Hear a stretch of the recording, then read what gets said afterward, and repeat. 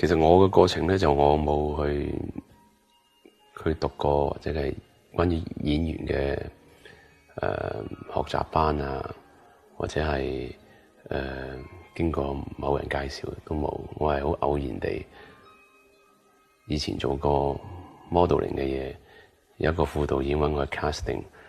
咁我記得我第一套去 casting 嘅戲咧，就係 Wingo Lam 嘅Set on Fire。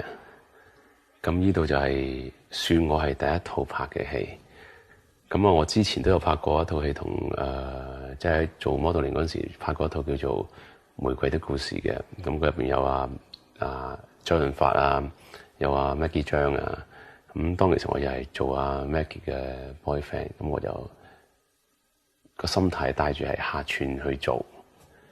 咁唔知點解拍咗 Wingo Lam 套戲咧，就 Wingo 就覺得下一套 Present Fire 就預咗我位，咁我就覺得開始對電影就好有興趣。